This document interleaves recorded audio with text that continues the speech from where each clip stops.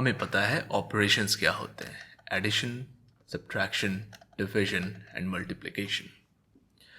तो पहले मैं यहाँ पे एक एक्सप्रेशन लिख देता हूँ, 2 + 3 × 2। और अगर मैं आपसे बोलूँ सिंप्लीफाई द एक्सप्रेशन,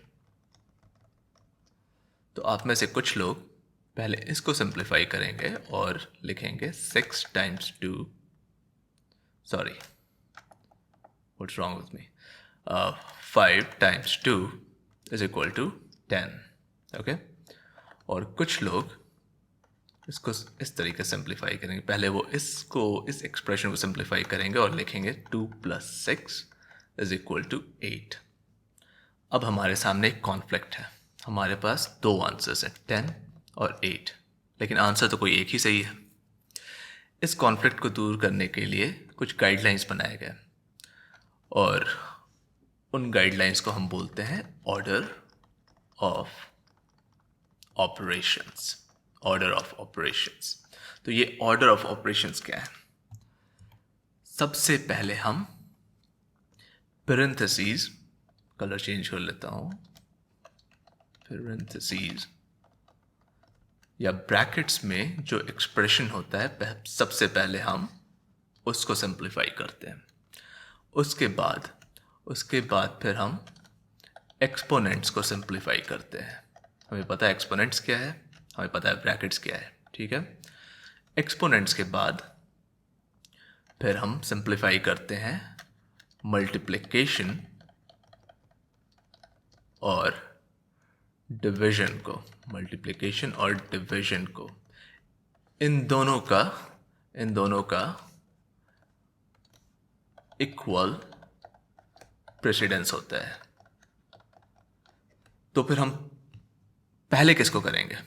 अगर इक्वल प्रेसिडेंस है तो हम ऑर्डर को देखेंगे कि ऑर्डर में पहले क्या आ रहा है, पहले मल्टीप्लिकेशन आ रहा है या पहले डिवीजन आ रहा है, ठीक है। उसके बाद फिर आता है एडिशन एंड सब्ट्रैक्शन, और इन दोनों का भी इक्वल प्रेसिडेंस होता है। और इसमें भी हम देखते हैं कि ऑर्डर में पहले कौन है, एडिशन है या सब्ट्रैक्शन है, ठीक है। और इसको कुछ लोग शॉर्ट में बोलते हैं BODMAS या PEMDAS। So B stands for bracket, P for parenthesis, ठीक है। O मतलब order of division, multiplication, addition and subtraction, जो भी इन दोनों के ऑर्डर में पहले आए और जो भी इन दोनों के ऑर्डर में पहले आए, ठीक है। और ये है ब्रैकेट्स और पेरेंथेसिस। और E in PEMDAS stands for exponents को BODMAS में कंसिडर नहीं किया है, बट E इज एक्सपोनेंट्स। और उसके बाद फिर multiplication, division, addition and subtraction, इनका हमें ऑर्डर देखना है। ऑर्डर, जो भी ऑर्डर में पहले आए पहले हम उसको सिंप्लीफाई करते हैं। तो अब हम कुछ एग्जांपल्स देख लेते हैं। तो हमारा सबसे पहला एग्जांपल था 2 + 3 × 2। तो इसका करेक्ट आंसर होगा, सबसे पहले इस एक्सप्रेशन में हम मल्टीप्लिकेशन को सिंप्लीफाई करेंगे, विच इज इक्वल टू 2 + 6। सो 8 हमारा करेक्ट आंसर था, 10 नहीं, ठीक है। लेकिन अगर इस एक्सप्रेशन को हम ऐसे लिखें 2 + 3 ब्रैकेट में ×2, तो पहले हम ब्रैकेट्स को सिंप्लीफाई करेंगे। तो ये हो जाएगा 6, what's wrong with me, 5 × 2 = 10, okay. एक और एग्जांपल लेते हैं, 5 + 2³ + 3, अभी हम स्क्वायर ब्रैकेट्स में लिख लेते हैं 6 - 3 और फिर 4 - 2, ओके। हाँ, अब इसको माइंड मत करो, डोंट माइंड इट, ओके। सो इसको हम जब सिंप्लीफाई करेंगे तो सबसे पहले हम ब्रैकेट्स को सिंप्लीफाई करेंगे, ठीक है।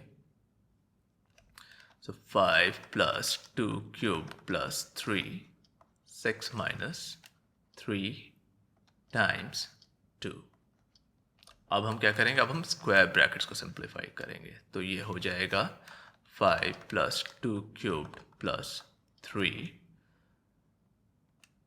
6 माइनस 6, राइट। फिर से हम इस ब्रैकेट को सिंप्लीफाई करेंगे। ओह सॉरी, यहाँ पे पहले हमने मल्टीप्लिकेशन को सिंप्लीफाई किया, ठीक है। अब हम इस ब्रैकेट को सिंप्लीफाई करेंगे, तो ये हो जाएगा 5 प्लस 2 क्यूब्ड प्लस 3 टाइम्स 0, ठीक है। अब यहाँ पे सिंप्लीफाई करने को कुछ नहीं रहा। अभी जो हमारे पास एक्सप्रेशन है इसमें इसका प्रेसिडेंस हाई है एक्सपोनेंट्स का, तो अब हम लिखेंगे 5 plus 8 plus 0 which is equal to 13.